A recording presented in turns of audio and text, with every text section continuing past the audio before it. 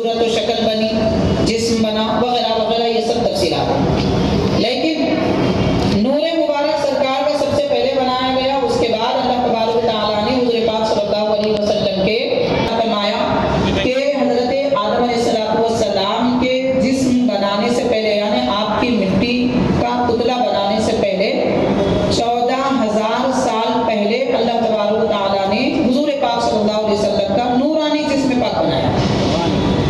14,000 سال پہلے حضرت آدم علیہ السلام کی تخلیق سے پہلے، آپ کے جسم پاک کو بنانے سے پہلے۔ اب اندازہ کیجئے کہ یہ جو 14,000 کا ذکر کیا جا رہا ہے، دنیا اور عالم ارواح، یہ دونوں کے سالوں میں بڑا فرق ہوتا ہے۔ قرآن مجید میں آتا ہے قیامت کے دن لوگوں کو آدھا دن میدان محشر میں ٹھہرا دیا جائے گا، اور وہ آدھا دن 50,000 سال کے برابر ہوگا، اور دنیا کے 50,000 سال کے برابر وہاں کا ایک سال ہوگا۔ تو مطلب یہ ہوا کہ دنیا میں جو سال گنتے ہیں وہ 12 مہینے اور ایک مہینہ 30، 29، 31 دن کا، اس اعتبار سے ہوتے ہیں۔ آخرت کے دنوں کی گنتی اس سے بالاتر ہے، علیحدہ ہے۔ ایسے 12,000 سال پہلے اللہ تعالیٰ نے حبیب پاک صلی اللہ علیہ وسلم کے نورانی جسم پاک کو پیدا فرمایا۔ حاضرین کرام، سرکار کی تخلیق مبارک اور ولادت باسعادت کا تیسرا مرحلہ ہے حضور پاک صلی اللہ علیہ وسلم اس عالم میں، دنیا میں، زمین پر اپنی والدہ ماجدہ کے بطن مبارک سے دنیا میں تشریف لائے اور انسانی بشری شکل و صورت میں تشریف لائے۔ یہ سرکار کی ولادت کا تیسرا مرحلہ ہے۔ تو سب سے پہلے نور مبارک بنا، اس کے بعد نورانی جسم پاک بنا، اور پھر حقیقی بشری جسم پاک کے ساتھ نبی پاک صلی اللہ علیہ وسلم اس دنیا میں تشریف لائے۔ تو ہم جس نبی کا ذکر کر رہے ہیں یا سن رہے ہیں، یہ کوئی ایسا نہیں ہے جیسا کوئی عام انسان دنیا میں آتے ہیں چلے جاتے ہیں۔ حضرین کرام، انسان کی عقلیں دنگ رہ جاتی ہیں، بلکہ عقل انسان کھو دیتا ہے، اسے سمجھ میں نہیں آتا کہ مرتبہ کیا ہے، مقام کیا ہے، شان و عظمت کیا ہے۔ اللہ تبارک و تعالیٰ نے یہ مرتبہ ہمارے آقا صلی اللہ علیہ وسلم کو عطا فرمایا ہے، اور اللہ تعالیٰ کا شکر ہے کہ پروردگار نے ایسے بے مثل و بے مثال نبی کا ہمیں امتی بنایا، اور اس طرح کہ ہم نے کبھی رب تعالیٰ سے دعا نہیں مانگی۔ انبیاء کرام تو دعا مانگتے رہے، لیکن ہم نے دعا بھی نہیں مانگی، طلب بھی نہیں کیا، اللہ تعالیٰ نے بلا طلب یہ نعمت عطا فرمائی۔ تو اس نعمت پر کتنا شکر ادا کرنا چاہیے۔ حاضرین کرام، حضور نبی کریم صلی اللہ علیہ وسلم کا نورانی جسم مبارک کیسے بنا، اس کے بارے میں تھوڑی سی تفصیل عرض کروں گا، اور یہ جو تفصیل ہے وہ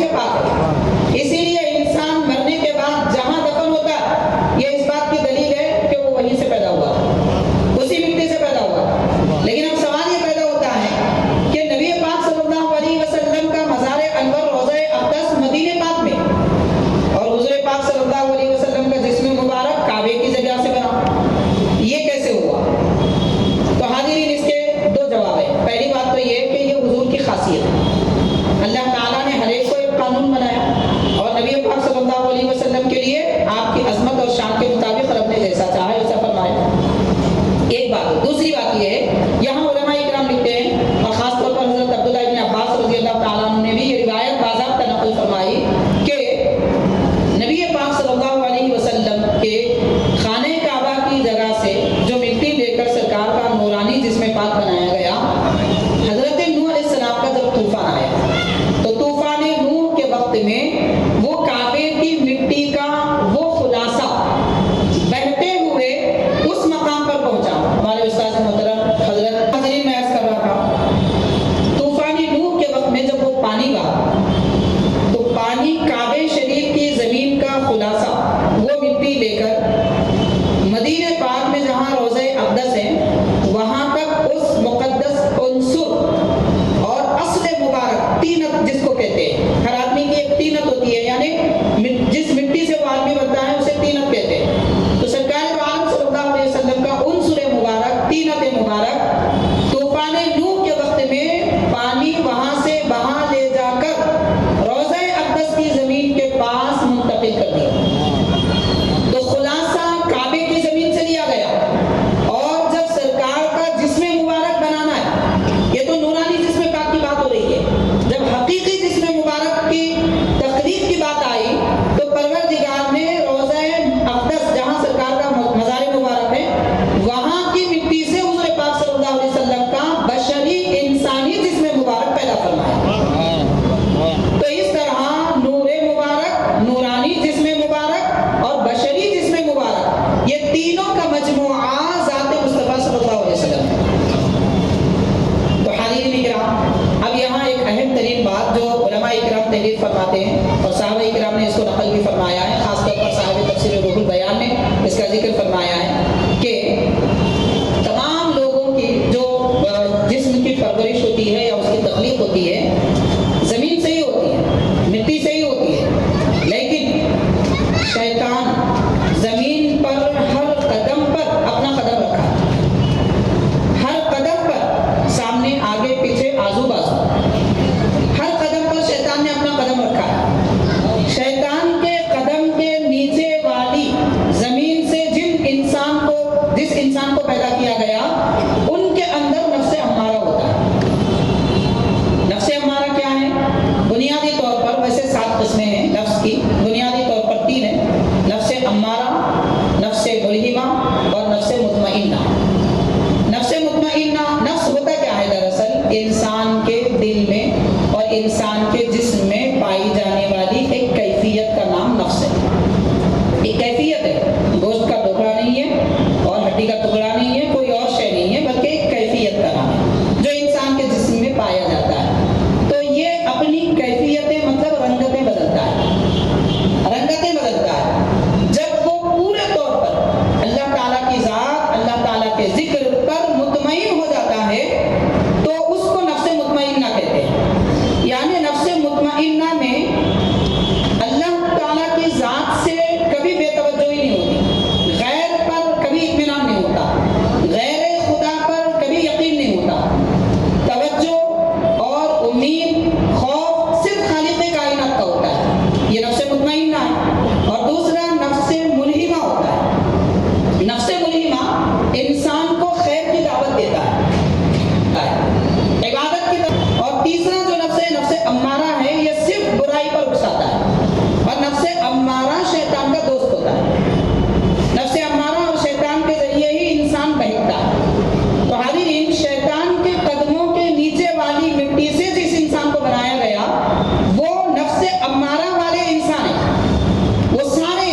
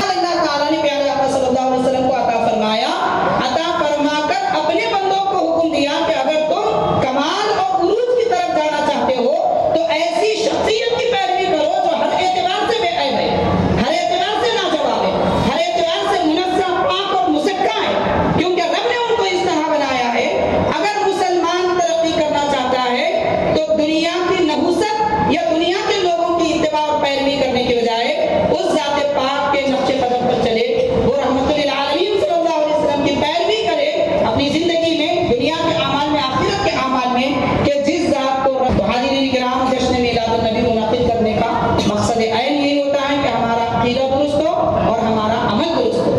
ہمارا عقیدہ درست اس وقت ہو سکتا ہے جب ہم حضور کو بے مثال مانیں, اور ہمارا عمل اس وقت صحیح ہو سکتا ہے کہ جب ہم سرکار کے طریقے پر, حکم پر, سنتوں پر عمل کریں. باقی اللہ کے نبی کے راستے سے ہٹ کر کتنا اچھا عمل کوئی کر لے, وہ راہ راست پر نہیں ہو سکتا, وہ ترقی نہیں کر سکتا.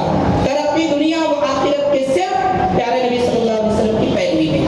اللہ تعالیٰ ہم سب کو حضور پاک صلی اللہ علیہ وسلم کا فیضان برکتیں نعمتیں رحمتیں عطا فرمائے. صلی اللہ تعالیٰ